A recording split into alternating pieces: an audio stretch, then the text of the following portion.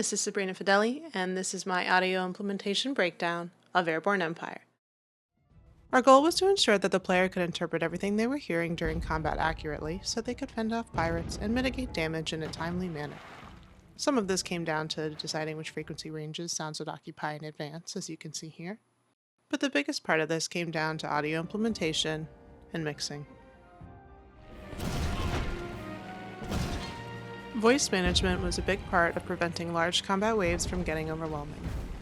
I set the max instances of our combat bus to 50, and also set max instances in each combat event depending on that sound's behavior. Sometimes scaling based on distance was appropriate, like for the planes, while scaling based on quietness for the fire sounded better. Event and behavior made sure it was a smooth transition as well.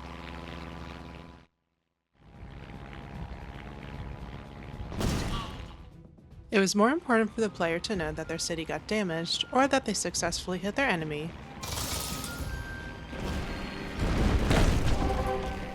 and that an attack was coming. This is because dodging isn't an option in this game, so hearing an attack isn't as crucial as reviving your city or knowing an enemy was neutralized. This is why there's a sidechain on a special impacts bus that affects the compressor on the attacks bus.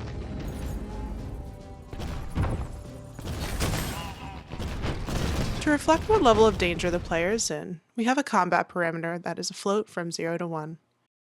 I use this to influence the music's behavior, but also to tell my ambiances and idle sounds when to lower in volume. It's not necessary to hear the wind blowing, or the city's gears turning as loudly when the player is focused on an aggroed, hostile ship.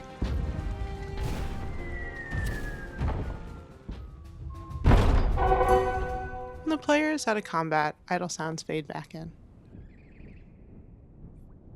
Another factor in our audio design and mixing is that the player has two kinds of pauses. A strategic gameplay pause where they freeze time, and pausing to see the actual menu.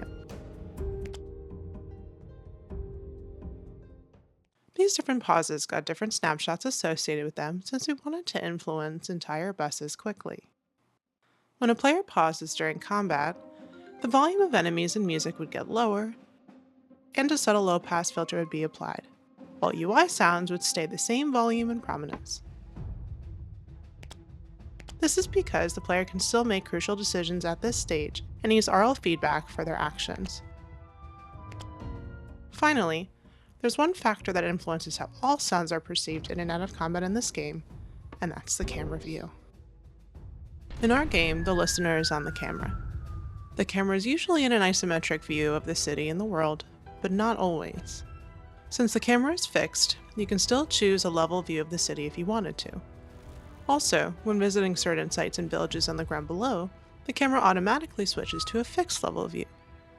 So, one of my biggest challenges, audio implementation-wise, was how each sound should be affected depending on how far away the camera could be from each source, and the idea that most players would default to using that isometric view. My main strategy was to use FMOD's built-in distance parameter to automate volume, EQ, and sometimes even verb and delay on the vast majority of sounds.